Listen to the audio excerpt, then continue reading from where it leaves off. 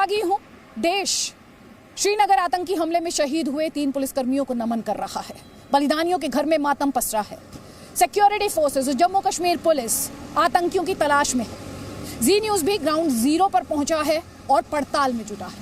पड़ताल श्रीनगर आतंकी हमले की, और इसीलिए आज हम आपके लिए लेकर आए हैं श्रीनगर एडिशन देशहित में। आज हम आपको देने वाले हैं उन सभी सवालों के जवाब जो सोमवार की शाम हुए आतंकी हमले से जुड़े हुए हैं।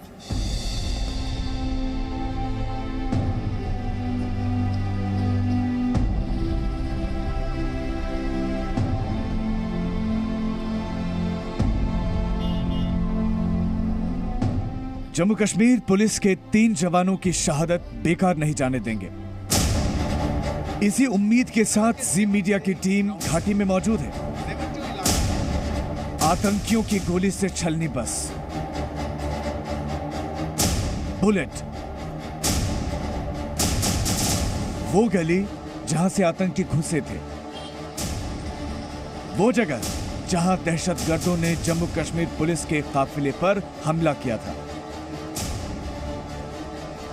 हमारी टीम हर जगह गई और हमारी अब तक की पड़ताल में श्रीनगर आतंकी हमले से जुड़े 5 अहम सवालों के जवाब मिले। सवाल नंबर 1, हमला शाम में ही क्यों प्लान किया गया? सवाल नंबर 2, आतंकी हमले का रूट कैसे तय किया गया? सवाल नंबर 3, हमला किस तरीके से प्लान किया गया? सवाल नंबर 4, पुलिस पर हमले के पीछे मकसद क्या था? और सवाल नंबर 5, श्रीनगर आतंकी हमले का मुजफ्फराबाद से क्या कनेक्शन है? सोमवार की शाम 6 बजे श्रीनगर के जीवन में जम्मू कश्मीर पुलिस के काफिले पर 2 आतंकवादी समेत कुल 3 आतंकी हमला करते हैं।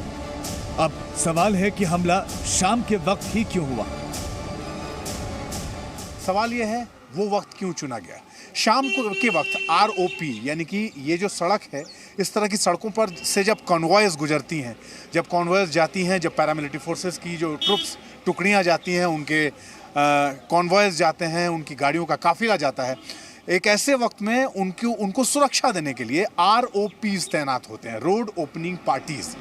शाम के वक्त 5:30 बजे के बाद रोड ओपनिंग पार्टीज अपनी अपनी ड्यूटीज खत्म करके और फिर रूट से निकलना शुरू कर देती हैं। और रेकी में इस बात को ध्यान में रखा गया कि शाम के वक्त, जिस वक्त आरोपीज इस सड़क से हटनी शुरू हो जाएं, यानी एक ऐसा वक्त जब उस बस की सुरक्षा में रोड पर, उस रूट पर कोई आरोपी तैनात ना हो, उस वक्त ये हमला किया जाए ताकि मैक्सिमम कैजुअलिटीज को अंजाम दिया जा सके और फिर उसके बाद ज़्यादा से ज़्यादा नुकसान पहुंचाया जा सके। इसीलिए वो वक्त चुना गया था शाम का। आतंकी हमले के दौरान बस में 25 जवान थे और कैंप में पहुंचने से 300 मीटर पहले ही दहशतगर्दों ने हमला कर दिया। कल शाम में 6 बजे कि हमारे आर्मड पुलिस का एक बस जा रहा था जिसमें 25 जवान बैठे हुए थे। जब कैंप के नज़दीक पहुंचा तो कैंप से 300 मीटर पहले अंधेरा हो चुका था। 3 टेररिस्ट जैश मोहम्मद का, जिसमें 2 फॉरनर था, एक लोकल टेररिस्ट था, अंधाधुंध फायरिंग किया जिसमें हमारे 14 जवान जख्मी हो गए। उसको हम लोग हॉस्पिटल ले गए और 2 हॉस्पिटल में मार्टीरियम को प्राप्त किए, एक आज अर्ली मॉर्निंग मार्टीरियम को प्राप्त किए। इस सब टोटल 3 शहीद हो गए।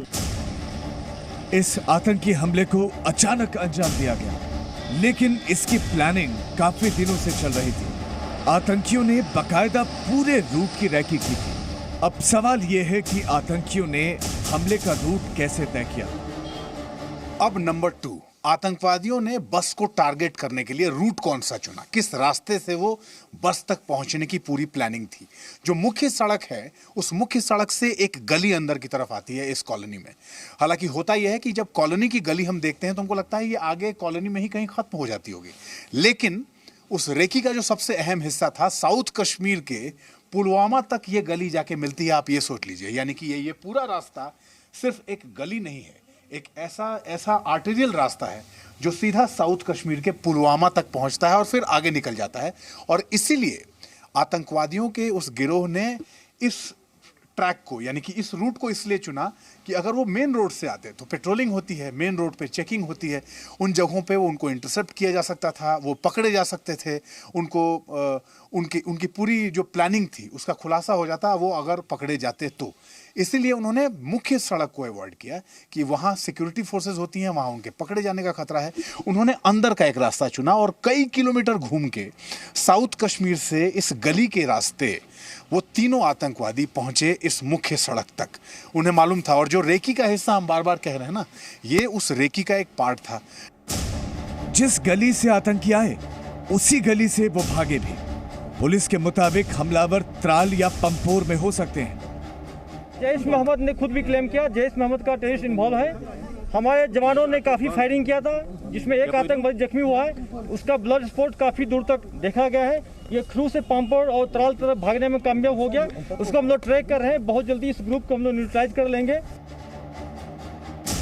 ये वही बस है जिसमें बैठकर जम्मू कश्मीर पुलिस के जवान अपने कैंप वापस जा रहे थे। इस बस की हालत देखिए, शीशे टूटे हुए हैं, टायर पंक्चर है। आतंकवादियों ने जानबूझकर सबसे पहले बस के ड्राइवर और टायर को निशाना बनाया था। Number 3, top sources in the team of investigation.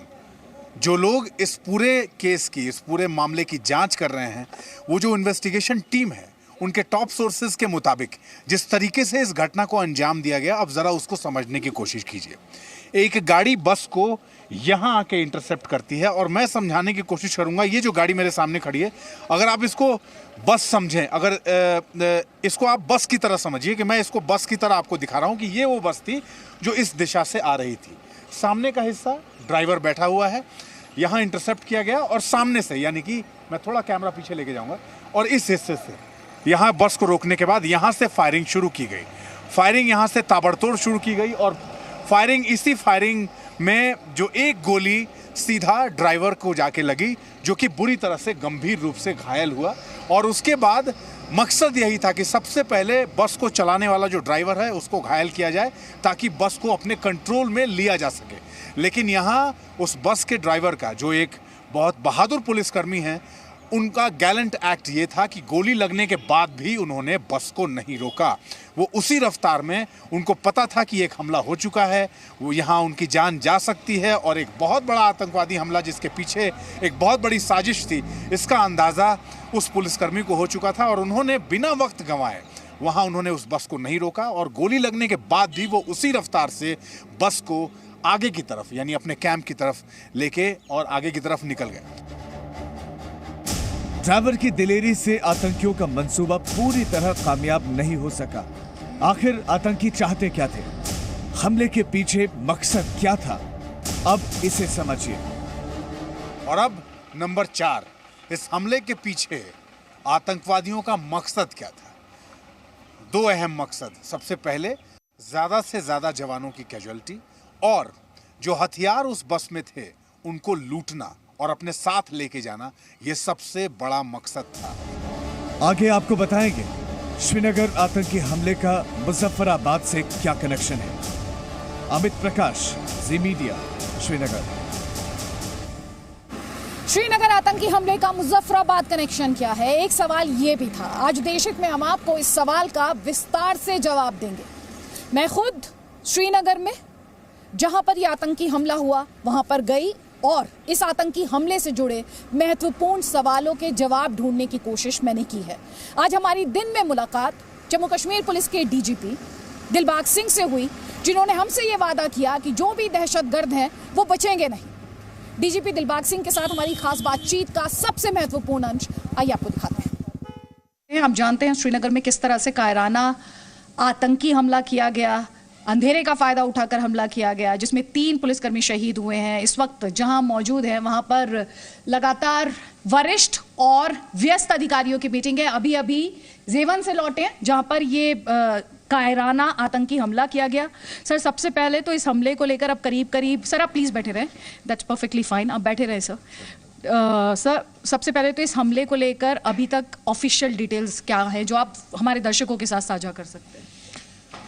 देखिए, हम लोग पहले बता चुके हैं कि कल शाम को हमारे जम्मू कश्मीर आर्मड पुलिस की नफरी जो सिटी में ड्यूटी के लिए रोज आती हैं, वापस लौट रही थी और पंथा चौक जैमन की रोड पे जा रही थी। 6 बजे के करीब जिसका आपने जिक्र किया कायराना हमला चलती हुई गाड़ी के ऊपर हुआ, मगर गाड़ी का बहादुर ड्राइवर और बाकी जवान जो गाड़ी में ट्रैवल कर रहे थे उन्होंने बड़ा सूझबूझ से काम लिया। ड्राइवर ने गाड़ी को रुकने नहीं दिया, हालांकि गाड़ी का टायर उस वक्त बस्ट कर दिया गया था, उसी पे फायरिंग हुई थी। जवान के ऊपर जो ड्राइवर गाड़ी चला रहा था उसके ऊपर भी फायरिंग हुई, खुद जख्मी था। उसी के बीच में जवाबी कार्रवाई में पुलिस के लोगों ने वापस फायर करी। इतला के मुताबिक दहशतगर्दों के बीच में से भी किसी को लगी है, जिसका ब्लड का ट्रायल ब्लड का वहाँ पर अवेलेबल था। हम लोग साइट पर कल भी सीनियर अफसर उसी वक्त मौके पे गए और मौके का जायजा लिया और कोऑर्डिनेट सर्च ऑपरेशन चलाया, जिसमें कोई कामयाबी तो नहीं मिली। हम लोग उम्मीद करते थे कि बहुत ज़्यादा दूर नहीं निकल पाएंगे, मगर हमारी तवज्जो हमारे जवानों को जो जख्मी हुए उनकी वैक्यूएशन और इलाज माशरे की भी थी, जिसके लिए हम लोगों को इमीडिएटली उनको वैक्यूएट करके अलग अलग हॉस्पिटल्स में लाना पड़ा। अनफॉर्चुनेटली 2 लोगों की कल ही शहादत हुई और एक की पिछली रात को शहादत हो गई। सर, इसमें जैश का नाम सामने आ रहा है, उसे लेकर आप और क्या कहना चाहेंगे? क्योंकि कल जब हम भी रिपोर्ट कर रहे थे तो लश्कर का नाम पहले फ्लोट किया गया, एक कश्मीर टाइगर्स टेररिस्ट आउटफिट है उसका नाम फ्लोट किया गया। देखिए, ऐसा है कि जितने भी नाम नए नए फ्लोट कर लें, जो भी नया नाम दे दें, दहशतगर्द ही रहता है। दहशतगर्द को किसी भी नाम से पुकारें तो क्या दहशतगर्द नहीं है? अभी ये कहना ज़रूरी नहीं है कि इसमें लश्कर है, जैश है, ये क्या है, मगर बहुत ज़्यादा इस तरह की कार्रवाइयाँ आज की तारीख में जो हो रही हैं वो TRF के ऑफशूट्स जितने हैं वही कर रहे हैं, चाहे वो जैश का काडर हो, चाहे LT का काडर हो या फिर किसी और आउटफिट का काडर हो। ज़्यादातर कार्रवाइयाँ TRF के बैनर की तरह होती हैं। TRF को पाकिस्तान में बैठे हुए इनके आका जो हैं वो चलाते हैं और ये भी उस तरह की कार्रवाई का हिस्सा है। मैं आपको बता दूं कि कल एक कामयाब ऑपरेशन LT के खिलाफ शहर में हुआ था, जिसमें 2 दहशतगर्द मारे गए, जिसमें एक काफ़ी पुराना दहशतगर्द जो शोपियां का रहने वाला आदिल है और उसके साथ दूसरा जो दहशतगर्द है उसका पाकिस्तान के साथ लिंक है, पाकिस्तानी दहशतगर्द है। उससे पहले भी जो इनकाउंटर हुआ था उसमें भी पाकिस्तानी दहशतगर्द बिलाल भाई मारा गया था। और मुझे लगता है कि अभी का ये जो नया इन्होंने एक षड्यंत्र जो एक साजिश रची है, उसमें ज़्यादातर कार्रवाइयों के अंदर पाकिस्तानी जो टेररिस्ट हैं, दहशतगर्द हैं, उनका सीधा इस्तेमाल किया जा रहा है। और हम लोग जैसे हर एक इनकाउंटर में एक न एक पाकिस्तानी दहशतगर्द मारा जा रहा है, इनका भी सफाया साथ साथ में करने की जो है कोशिश की जा रही है। हमारे और ऑपरेशन इस वक्त ज़मीन के ऊपर लॉन्च हैं, मगर हमारा जो अभियान through out length and breadth of J&K चल रहा है कि जो भी अमन के दुश्मन हैं, पाकिस्तान नवाज जो जहाँ पर टट्टू हैं, पिट्ठू हैं, जो उनके इशारों पर जहाँ पर दहशतगर्दी की कार्रवाई को अंजाम देते हैं, उनको निशाने पर लें, ताकि जहाँ अमन का सिलसिला जो पहले से बेहतर हुआ उसको और ठीक किया जा सके।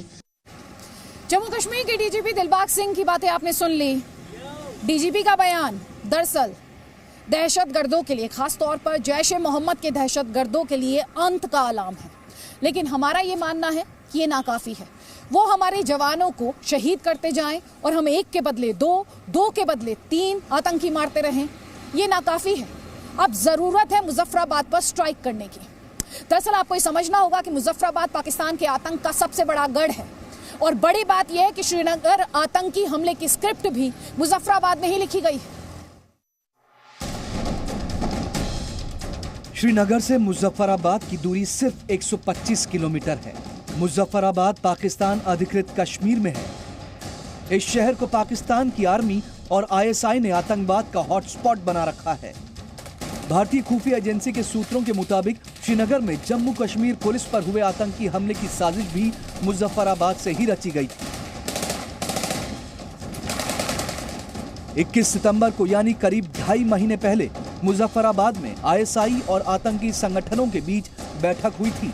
बैठक में लश्कर ए तैयबा और जैश ए मोहम्मद जैसे आतंकी संगठनों से जुड़े 200 आतंकवादी शामिल हुए थे। ISI ने आतंकी संगठनों को नए नाम से आतंकी संगठन बनाकर भारतीय सुरक्षा बलों पर हमला करने का निर्देश दिया था। ISI ने आतंकी गुटों को ये भी कहा था कि कश्मीर में वो नए नए नाम से ऑपरेट करें और अपनी जिम्मेदारी लेने से बचें। इसके पीछे ये बताया जाता है कि पाकिस्तान FATF का लगातार जो उसके ऊपर दबाव बन रहा है उससे वो बचना चाहता था और POK से या पाकिस्तान से ऑपरेट हो रहे लश्कर और जैश का नाम ना आए, इसकी साजिश लगातार रची गई। और यही वजह है कि सोमवार को जम्मू कश्मीर के पुलिस की जो बस पर हमला किया गया उसकी जिम्मेदारी एक नए गुट कश्मीरी टाइगर्स ने ली। कश्मीर टाइगर यानी वो आतंकी संगठन जिसने श्रीनगर हमले की जिम्मेदारी ली। भारतीय खुफिया एजेंसी के मुताबिक कश्मीर टाइगर आतंकी संगठन जैश ए मोहम्मद का ही ब्रांच है और आतंक का ये नया नाम ISI के निर्देश का ही नतीजा है। मुजफ्फराबाद में जो POK में है उसमें एक बैठक हुई है और इस बैठक के दौरान उन्होंने ये निर्णय लिया है कि कोई भी घटना घटती है तो कोई भी ऑर्गेनाइजेशन उसको ओन अप ना करे और अलग अलग नाम से तरह तरह की छोटी छोटी ढेर सारी घटनाओं को अंजाम किया जाए, जिससे पूरे JNK में एक बहुत बड़े डर का माहौल हो। ISI और पाकिस्तान के आतंकी संगठनों के निशाने पर भारतीय सेना, सुरक्षा बल और घाटी में सक्रिय 200 देशभक्त हैं। साजिश बेहद खतरनाक है और इसे नाकाम करने के लिए एक और सर्जिकल स्ट्राइक की जरूरत है, और वो भी मुजफ्फराबाद में, क्योंकि यही पाकिस्तान के ज्यादातर आतंकी संगठनों को मिलाकर बनाए गए संगठन यूनाइटेड जिहाद काउंसिल का हेडक्वार्टर है। दिल्ली से मनीष शुक्ला के साथ अमित प्रकाश, जी मीडिया, श्रीनगर। ISI ने आतंकी संगठनों से नए गुट बनाकर नए नाम से हमले के निर्देश क्यों दिए हैं, जानते हैं आप? दरअसल Pakistan financial action task force यानी FATF की ग्रे लिस्ट में है। कोई देश पाकिस्तान को कर्ज नहीं देना चाहता। पाकिस्तान में भुखमरी के हालात हैं और पूरी दुनिया जानती है कि लश्कर और जैश जैसे आतंकी संगठनों को पाकिस्तान पालता है।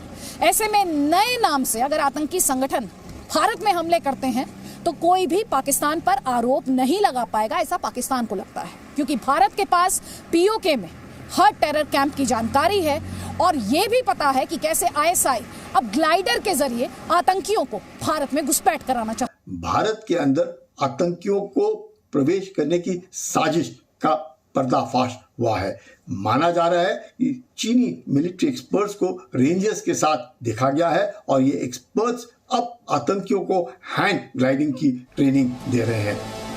अब तक आपने देखा होगा कि सीमा पार से ड्रोन से हथियार भेजे जा रहे हैं, लेकिन अब ग्लाइडर के जरिए न सिर्फ हथियार बल्कि आतंकियों की घुसपैठ कराने की भी साजिश रची जा चुकी है।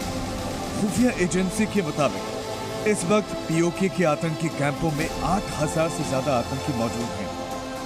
इनमें से ज्यादातर आतंकवादी लश्कर-ए-तैयबा और जैश-ए-मोहम्मद से जुड़े हैं। यानी अगर इस वक्त POK में आतंकी कैंप पर भारतीय सेना की स्ट्राइक हुई तो समझिए कि एक साथ 8000 से ज्यादा आतंकियों का अंत हो सकता है और श्रीनगर या पुलवामा जैसे आतंकी वारदातों पर हमेशा के लिए ब्रेक लग सकता है।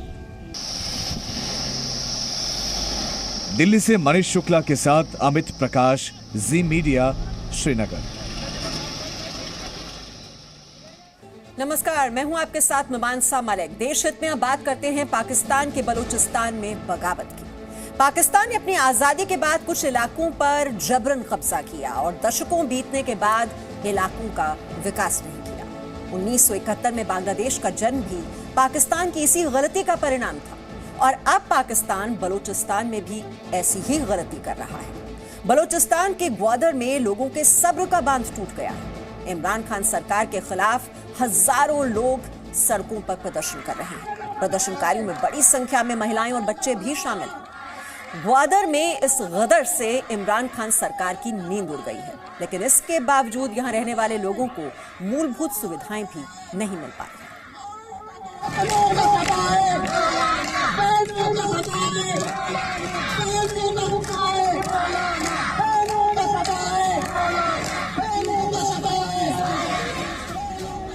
बलूचिस्तान के ग्वादर की सड़कों पर उमड़ा ये जनसैलाब बता रहा है कि इस्लामाबाद और बलूचिस्तान के बीच दूरियां अब बहुत बढ़ चुकी हैं।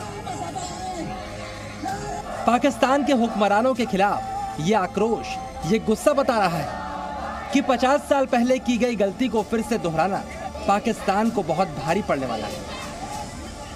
ग्वादर में लोगों को मूलभूत सुविधाएं तो पहले से ही नहीं मिल रही थी, लेकिन जब पाकिस्तान चीन को खुश करने के लिए नेताओं को मालामाल बनाने वाले माफियाओं से साठगांठ करके ग्वादर के लोगों से इज्जत से जीने का हक छीनने की कोशिश करने लगा तो सब्र का बांध टूट गया और लोगों के गुस्से का लावा सड़कों पर नजर आने लगा। इस प्रदर्शन को 1 महीने से ज्यादा का वक्त बीत चुका है, लेकिन पाकिस्तान के हुक्मरानों के कानों पर जूं तक नहीं रेंग रही और ये गुस्सा धीरे धीरे बढ़ता जा रहा है।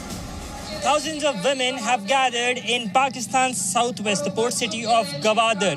They're demanding their rights. They're demanding that sea life in the area of Gwadar should be protected and that their demands should be paid a heed to. They've been out on the streets protesting for the past 1 month, and protests like these are now a frequent here in the port city of Gwadar. Gwadar कहने को तो पाकिस्तान की अहम port city है। इस लिहाज से इस इलाके को काफी विकसित होना चाहिए था।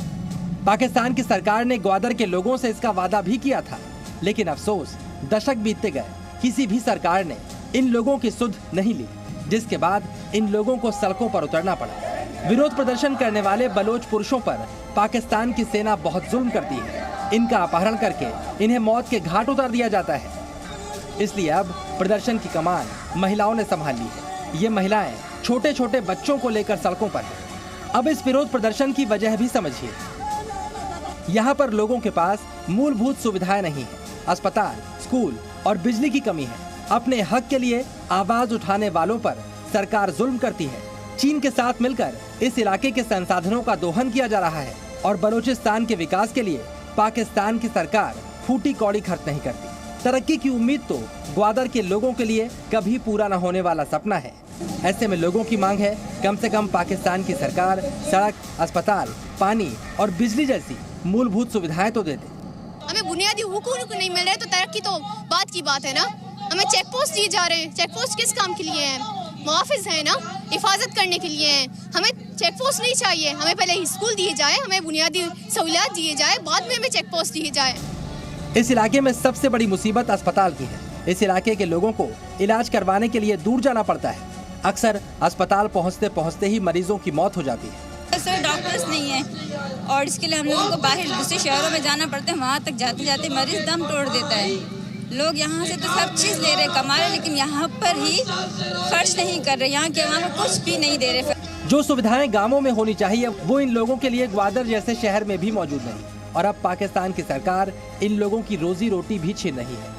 बलूचिस्तान और पाकिस्तान की सरकार यहाँ ट्रॉलर माफिया को संरक्षण देकर उन गरीबों को भूखा मारने की कोशिश में जुट गई है जिनकी रोजी रोटी मछली पकड़ने से चलती थी। मेरे ग्वादर से ताल्लुक के ट्रॉलर माफिया हो समंदर से निकाले जाएं, बॉर्डर है टोकन सिस्टम पर है उसे खत्म किए जाएं और हमारे तालिब इल्म में जो उन्हें अगवा किया जा रहा है उनको उनके हक व हुकूक के लिए कुछ रास्ता भी नहीं मिल रहा। फिलहाल इन सभी मांगों को लेकर बलूचिस्तान के ग्वादर में गदर मचा हुआ है। लोगों का गुस्सा बढ़ता जा रहा है और इमरान खान की सरकार आंख मूंद कर सो रही है। पिछले 3 साल से विचार नहीं किया गया है। इससे ये सिद्ध होता है कि शायद सरकार के पास इसको विचार करने का तो समय नहीं या सरकार की मंशा नहीं। इसके लिए बलोच इसलिए नाराज़ हैं कि बलोचों को न रोज़गार मिला है, न खदानों में काम मिला है, न उनकी शिक्षा या हेल्थ के बारे में कोई व्यवस्था की गई है। और ये परेशानी जो है ये बढ़ती जाएगी अगर सरकार ने इस पर कोई भी इसको दूर करने का कदम नहीं उठाया तो। जब जनसैलाब सड़कों पर उमड़ा तो इमरान खान ने यहाँ पर सुरक्षा बलों की संख्या तो बढ़ा दी, लेकिन लोगों की मांगों पर इमरान खान की ये नींद शायद पाकिस्तान में एक और टूट के बाद ही टूटेगी। ब्यूरो रिपोर्ट, जी मीडिया।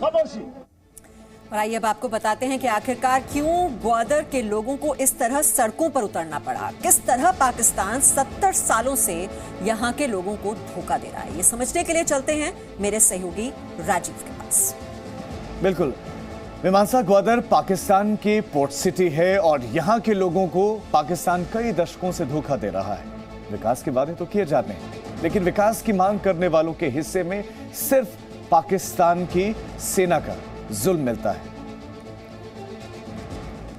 तो साल 2002 में यहां पर अगर हम बात करें तो ग्वादर पोर्ट का उद्घाटन हुआ तो ग्वादर के लोगों को विकास के सपने दिखाए गए। उनको ये कहा गया कि विकास होगा, लेकिन हुआ कुछ भी नहीं। ये कहा गया कि सड़कें यहाँ पर बनेंगी, स्कूल यहाँ पर खुलेंगे, अस्पताल यहाँ पर बनेंगे, लेकिन यहाँ पर कुछ नहीं मिला, सिर्फ धोखा मिला। कहा गया कि ग्वादर में मूलभूत सुविधाएं उनको मिलेंगी, लेकिन मूलभूत सुविधाएं मिलना तो दूर, आज वो लोग परेशान है कि उनके हक और हकूक छीने जा रहे हैं। कहा गया कि ग्वादर पोर्ट बनने के बाद से 20,000 गैलन पानी, पीने का पानी यहाँ पर मिलेगा, लेकिन सच्चाई ये है कि लोगों को 20 ग्लास पानी तक नहीं मिला है। वादा स्थानीय लोगों को रोजगार देने का था, लेकिन पाकिस्तान सरकार की नीतियों के बाद ट्रॉलर माफिया की वजह से यहाँ के मछुआरों की रोजी रोटी का संकट है। चीन के सीपेक पर, सीपीईसी पर यहाँ पर अरबों खर्च किया गया, लेकिन बलूचिस्तान के विकास पर कोई खर्च नहीं हुआ और हकीकत यही है। और अब चलते हैं मीमांसा के पास। मीमांसा जी राजीव, जैसे आपने बताया कि क्या क्या वादे किए गए थे, क्या क्या सपने दिखाए गए थे, लेकिन आखिरकार लोगों को मिला क्या, उनकी झोली में आया क्या, ये आपने देखा। अब आपको बताते हैं आखिरकार ग्वादर में गदर का नेता कौन है। जमाते इस्लामी के बलूचिस्तान महासचिव मौलाना हिदायत उर रहमान की अगुवाई में ग्वादर के लोग सड़कों पर उतरे हैं और हजारों की तादाद में प्रदर्शनकारियों को सड़कों पर देखकर इमरान खान सरकार भी परेशान हो गई है। इमरान खान ने आंदोलन को खत्म करवाने के लिए एक आश्वासन भी दिया, लेकिन 7 दशकों से धोखा खा रहे बलूचिस्तान के लोग अब मानने को तैयार नहीं।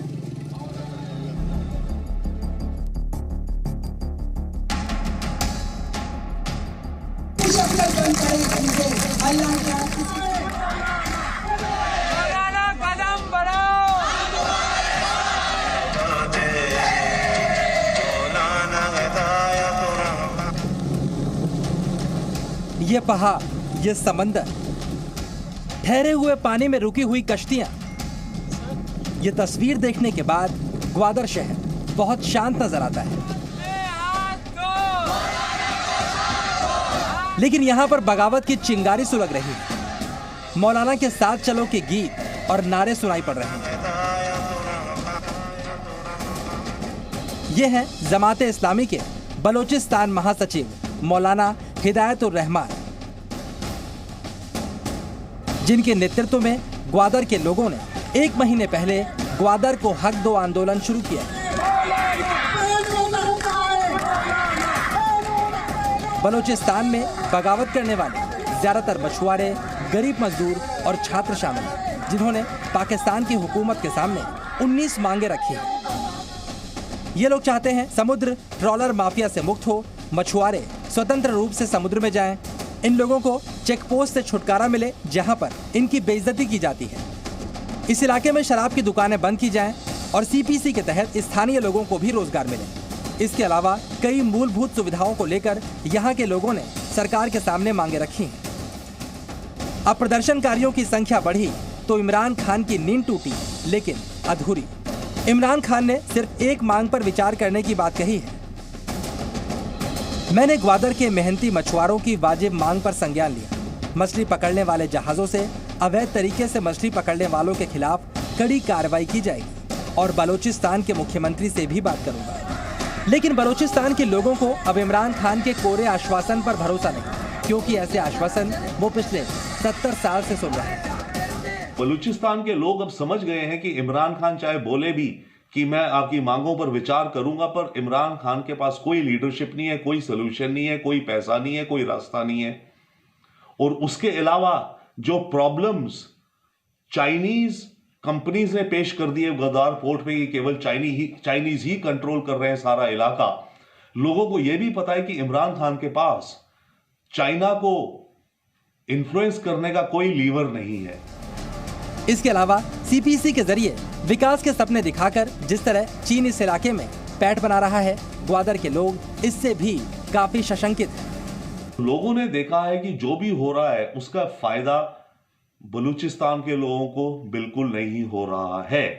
चाइना जो भी कर रहा है वो अपनी कंपनीज ला रहा है, अपने इंजीनियर्स ला रहा है, उन्हीं को लगा करके वो सारे खनन माइंस का सामान ले जा रहा है चाइना। एज वेल एज जो पोर्ट बन रहा है, उस पोर्ट को तो उसने केवल लोकल पॉपुलेशन के लॉकआउट कर दिया। कुल मिलाकर चिंगारी भड़क रही है जो कभी भी बारूद बनकर पाकिस्तान को झुलसा सकती है। 4 जो उनकी की डिमांड्स हैं, जब तक उनके ऊपर प्रैक्टिकली एक्शन नहीं होगा, प्रैक्टिकली दरामद नहीं होगा, तब तक वो नहीं उठेंगे। चीफ सेक्रेटरी बलूचिस्तान जो हैं वो गवादर आ चुके हैं, लेकिन उनकी अब तक कोई मुनज़्ज़म जो हैं वो मुज़ाकरात फ़िलहाल नहीं हुए हैं मुज़ाहिरीन के साथ। और मुज़ाहिरीन का यही कहना है कि वज़ीर-ए-आज़म के नोटिस के बावजूद जब तक उनके किए गए मुतालबात पर अमल दरामद नहीं होता है, ना कि सिर्फ एश्योरेंस दी जाए, तब तक वो यहाँ से नहीं हटेंगे। जी मीडिया के लिए अनस मलिक, गवादर, पाकिस्तान से। और पाकिस्तान के हुक्मरानों के खिलाफ बलूचिस्तान के लोगों की बगावत नई नहीं है। 70 सालों से बलूचिस्तान के लोग पाकिस्तान के हुक्मरानों के जुल्मों को सहते आ रहे हैं। चलिए अब आपको समझाते हैं और कि आखिरकार क्यों बलूचिस्तान में सरकार को लेकर इतना गुस्सा है। इसकी सबसे बड़ी वजह है पाकिस्तान ने कभी भी बलूचिस्तान को उसका अधिकार नहीं दिया। बलूच मानते हैं कि पाकिस्तान ने जबरन बलूचिस्तान पर कब्जा किया है। तो जबरन पाकिस्तान ने बलूचिस्तान को शामिल किया। 70 दशक से आर्थिक और सामाजिक पिछड़ापन इस इलाके में, संसाधनों की कोई न कमी नहीं, लेकिन संसाधन होने के बावजूद भी यहां पर विकास नहीं किया गया। इच्छा शक्ति की कमी और इरादा नहीं था। हक जिन्होंने मांगा उनको सीना के जुल्म मिले। 12 साल में 1400 बलोचों की यहां हत्या कर दी गई।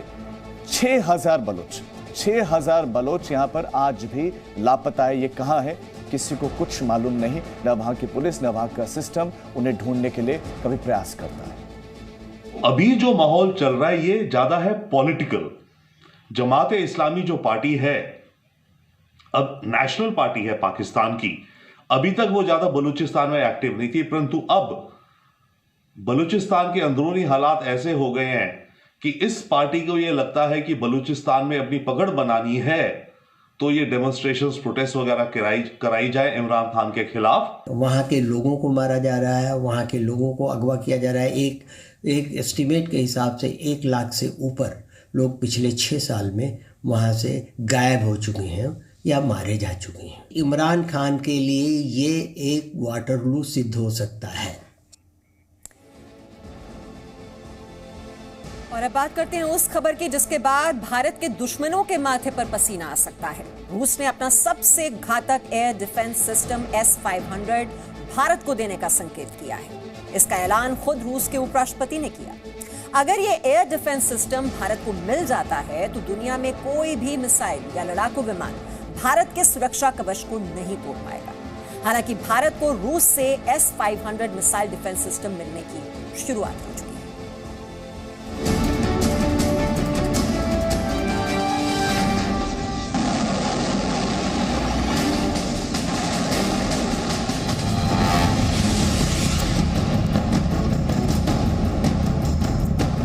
भारत और रूस की दोस्ती मजबूत और टिकाऊ। कई दशकों की ये यारी बीतते वक्त के साथ और भी ज्यादा मजबूत होती जा रही है। रूस अपने दोस्त भारत पर मंडरा रहे खतरे को देखते हुए उसे अपने सबसे घातक अस्त्रों से मजबूत बना रहा है। लेकिन प्रधानमंत्री नरेंद्र मोदी और रूस के राष्ट्रपति व्लादिमीर पुतिन के बीच हुई मुलाकात के बावजूद भी जिन्हें भारत और रूस की दोस्ती पर शक हो, ये खबर उनके लिए है, क्योंकि अब रूस ने भारत को दुनिया का सबसे आधुनिक, सबसे सटीक और सबसे खतरनाक एयर डिफेंस सिस्टम S-500 देने के संकेत दे दिए। इस बात का ऐलान रूस के उपराष्ट्रपति यूरी बोरिसोव ने किया।